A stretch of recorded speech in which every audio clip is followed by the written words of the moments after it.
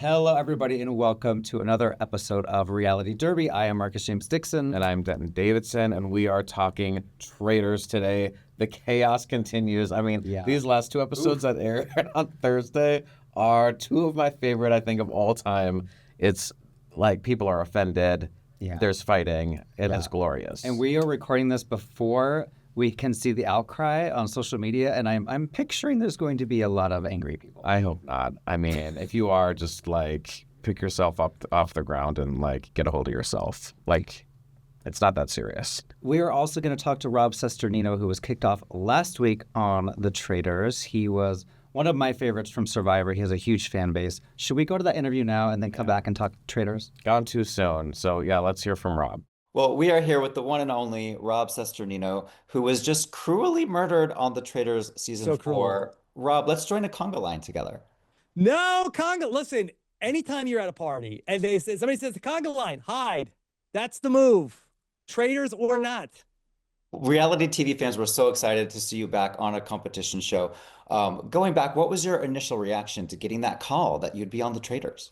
I was really overwhelmed that I didn't think that they would come looking for me for The Traitors. I felt like that there's so many amazing Survivor players that they have over 25 years of the show to choose from. So just to have gotten the opportunity to talk to the producers about going on the show, I was really just so blown away. And I really appreciate the fact that they thought I would be good for the show. And going in, did you want to be a faithful? I'm guessing you wanted to be a traitor, but tell us why. I wanted to be a faithful. Okay. And maybe this was a mistake, and maybe the biggest mistake that I made, but I thought that there hasn't really been a person to play the game as a faithful, especially in the US, that has really taken it to the Traitors. I feel like that we've seen Traitors win, like Suri, and certainly the faithful one in season 2 and season 3.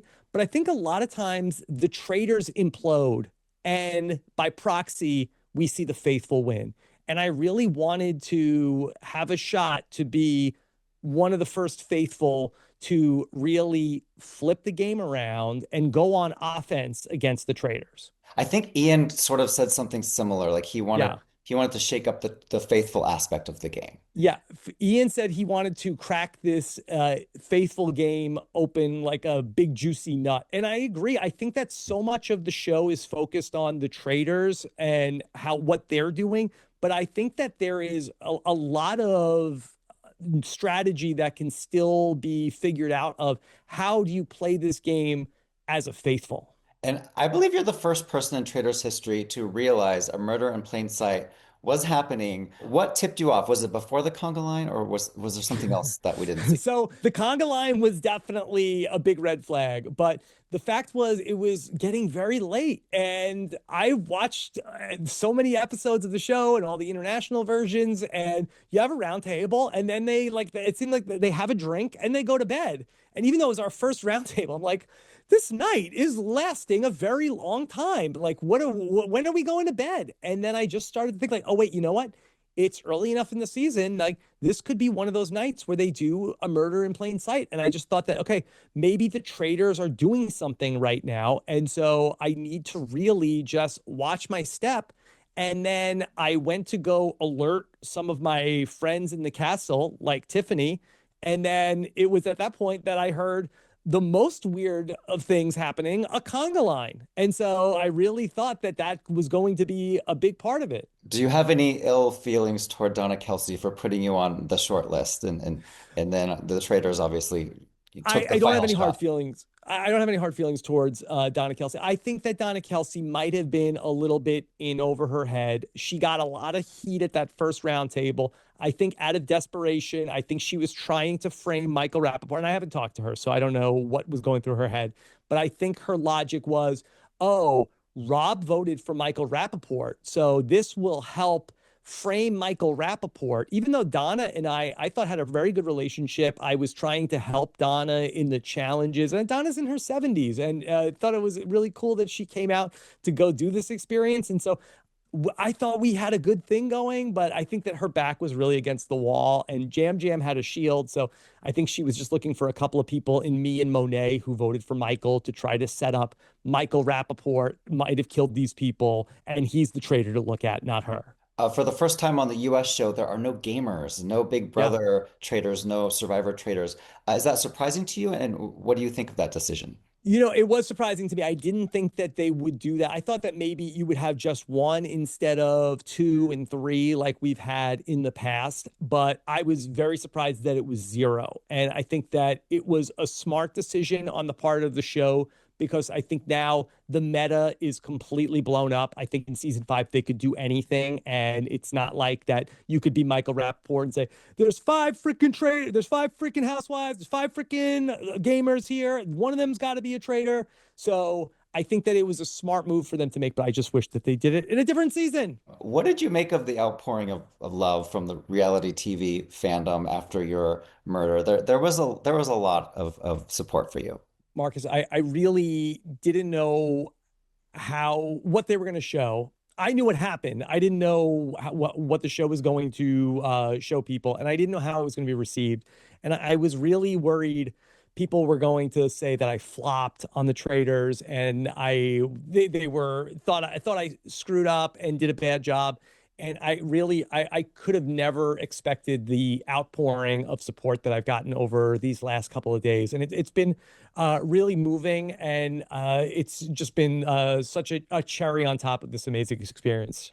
And for any like new Traitors fans who maybe don't know your history from Survivor, and Rob has a podcast, talk a little bit about the podcast network that you've created. Yeah, I appreciate that.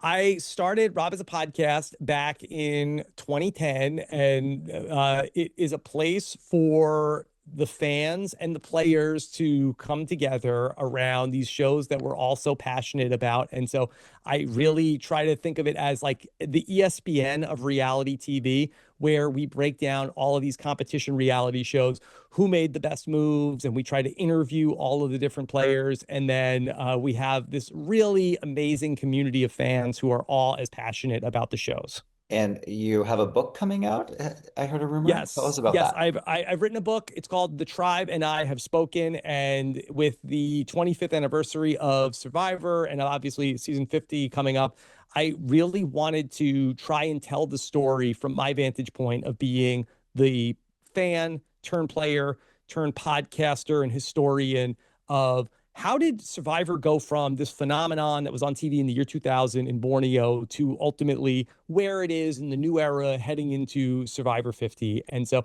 I wanted to get the chance to give my thoughts on all of the lore and all of the like water cooler moments and all of the historical figures that have been in the show. Also get into a strategy playbook of how do you play Survivor, the impact that super fans have had on the show. And so it's a series of all these different essays that I put together that I think is going to be a really fun read for any Survivor fan. Yes, we'll be on the lookout for that. One final question before we say goodbye. Obviously, you're not on Survivor 50, which is unfortunate, but if Jeff comes calling you for a future season, what would you say? I told them yes to Survivor 50, and I would say yes to go play Survivor again. And I don't anticipate that happening anytime soon, but I feel like that would be a very cool full circle way for my reality TV career to go, is after all this time to go back to Survivor. But I'm not going to hold my breath. Survivor 100. Survivor 100. I'll be like the Rudy in Survivor 100. Won't that be great? All these kids here, they don't even know what podcasting is, and they never will. And that is what Rob C had to tell us about his experience on The Traitors. The one thing I wanted to mention is when he said he did want to go on Survivor 50. They didn't take him up on that offer. That's surprising to me because he is one of the Survivor contestants that people most wanted to see back. But yeah, I mean, he wasn't the only one. I mean, got a lot of that. Jerry Manthe was another one. But he said he may be Survivor 100. He'll come back then, and he'll be the old Rudy at that point in time. That'll be fun. So thank you, Rob, for joining us. So now we are going to dive into episodes 4 and 5 of The Traitors Season 4. Do you want to start at the ending? Because you're riled up. Okay, I mean, we're just gonna bypass 2 episodes. We can. Okay, so Tiffany, R.I.P. But then we got to this like epic throwdown showdown between Colton and Michael Rappaport, and I mean, I just don't even know how to explain it other than Colton has like suddenly turned his guns on Michael, and when Colton goes after someone, he will not shut up. Like he is like a pit bull that will not let go of his toy. And now he's after Michael, and Michael is, I mean, he's another pit bull. Yeah, 2 pit bulls going at it, and Michael did not survive. Did Colton get a single vote against him? I don't think he did. No. Ron, it was all Ron and Michael. Poor Ron Funches. I feel so bad for Ron. Like, he's clearly not a traitor, but he's so stupid. Okay, so this is what's going on with Ron. Like, he has this ability to, like, say nothing, like, be, like, sort of mean to people. Like, he's been, like, fun and games up until now, but, like, his interaction with Dorinda was, like, he was like, my family's none of your fucking business. Yeah. I was like social game much? Calm down. Come on, you could at least pretend it's your business. Like, pretend to care a little bit. So, like, Ron, he's just bad at this game, and it's making it so much easier for the traitors that there are so many faithfuls that are bad at this game. Right. And the only traitor that's really had any heat on them is Lisa Rinna, who at the very end there, Rob told her, oh, by the way, Colton's after you. So Colton has found a new target. He went from Michael this week. Who was it last? Tiffany. Tiffany. He was after Tiffany, episode 4, who they got rid of, and she was obviously a faithful. Yeah. And he will not let it go, and now he's on to Lisa, but I'm going to get into that later. But first, I want to just go back to this thing with Colton and Michael, because Michael said this thing that I feel like it's going to be all over Twitter. He was like, if anyone can hold on to a secret, it's you. Telling this to the closeted gay guy who was on The Bachelor, who like came out of the closet when he was 29. Now, Colton immediately takes or fakes offense. I don't know the difference. I'm not sure. Yeah. I call bullshit. Like, it could be a little both. It's annoying either way. I mean, I feel like other people at the table were more offended than he was. Yeah. I mean, it's people talk about that all the time, like the savior syndrome, when someone who's not in a minority wants to come to the defense of people who are, when really, like, this is a non-issue. I mean, Michael, like, yeah, he could have been a little cleaner with his words, but this is not like, it's not like a cancel culture sort of level thing to me. And Michael, he apologized at the end, and he also said, that's not how I even intended it. But of course, the internet will make its own decision, so it's going to be interesting to see. Colton's obvious response should have been like, sure, I was in the closet. I could tell a lie for 29 years. You're a fucking actor. Like, you're the one who everyone should be looking at that's good at lying every day. A professional actor whose job is to pretend to be other people. I really didn't like it. I didn't like the icky feeling of people being offended. I was just like, just get up, get over it, like, grow a pair and move on. People, I feel like, are going to compare this to what happened on Survivor, where Jeff Farner he did out Zeke as a transgender person, and Zeke had not come out to his fellow tribe mates. But this is totally different because Colton's story is part of who he is, and Zeke was keeping that personal, and Zeke sort of went outside of the game to bring that in, whereas Michael, they were talking at breakfast about how Colton was a gay guy on The Bachelor. So this is something he's very confident and proud about. Yeah, I mean, he's on the Traitors because of that. Yeah. Michael is just annoying. Like, they should have just, like, focused on that. And they sort of did. They did get to that point. I mean, that's really, they just wanted him out of the house because he's just kind of in a loudmouth. He's one of those people that probably sucks the energy out of the room when he enters it. We've all been around those people. I love how they're like, at this point, I don't care if you're a traitor or a faithful. I just want you out of my castle. We just don't like you. And that's part of the show. Like, you can't win with 20 traitors left. 20 faithfuls left. You have to get the faithfuls out. So at some point, they got to turn on each other, and why not now?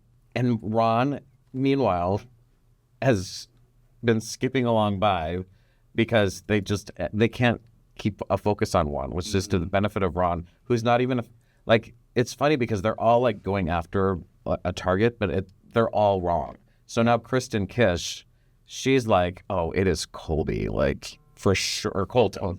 Yeah, she's like, oh, it is for sure Colton, and now she's rallying the troops, and they're like sort of coming together and talking. Her and Johnny and Mark Ballas were all sort of on Colton at the end of this episode, and it sounds like Lisa wants to just murder him, but now we don't know if there's going to be a murder.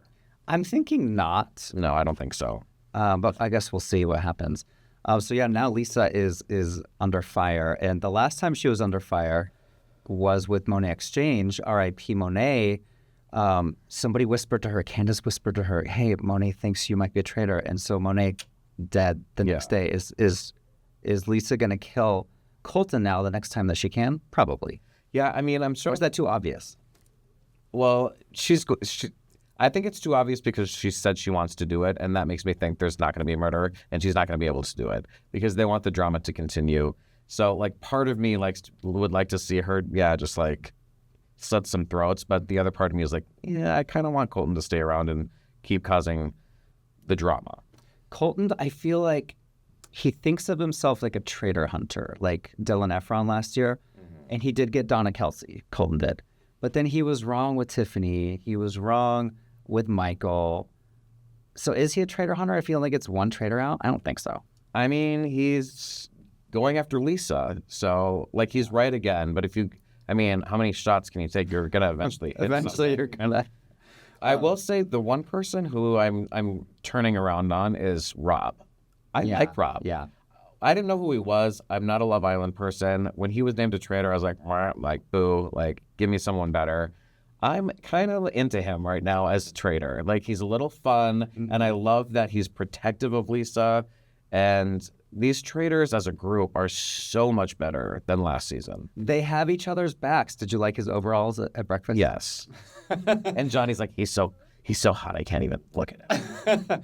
Johnny and Tara, when they came in, they were the last ones to come into breakfast, and they were like, it's us, it's us. I'm like, don't give away your secret little alliance, guys. There were so many great quotes that I was writing down. I just want to mention a couple.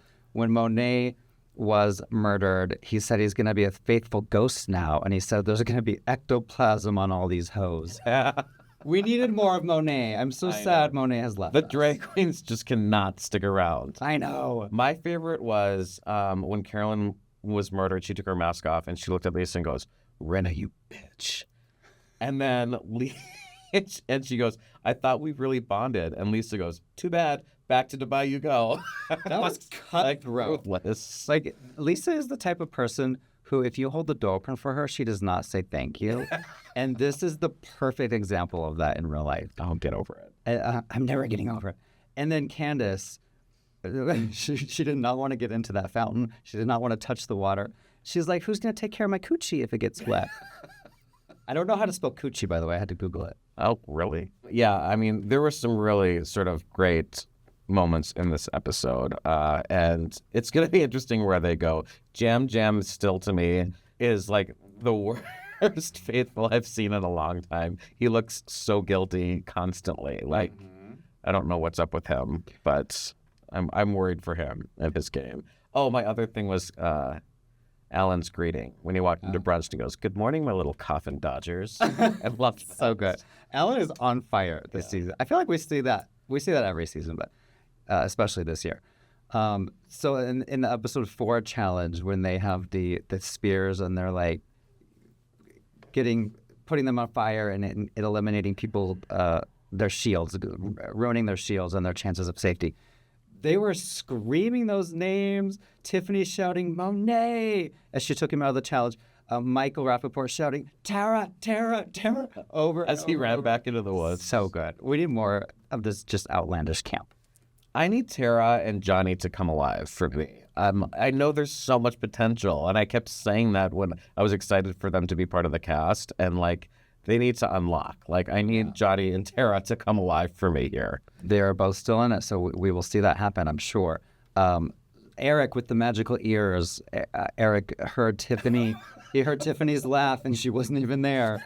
And that's part of the reason Tiffany went home, because we mentioned Colton was going after her, but I think when Eric said, I heard you laughing at the tree. And who was it that heard Maura's lighter than air footsteps that also weren't? Was that Ron?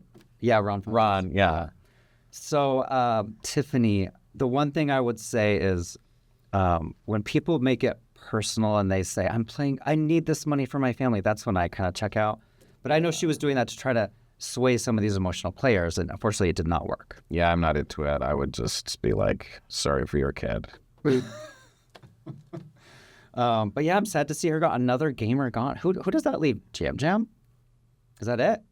Oh, Natalie. Natalie from Survivor. Natalie's doing very well. She is. I probably, going into this, would have expected her to do the best out of all of those players, to be honest with you. Like, I think she has the most social awareness and intelligence combined. So I think she's sort of right where I expected her to be. I was surprised Tiffany went this early. I thought this would be her game. She tried the challenge. I knew she would be terrible at that. She's just not a physical, like, competitor.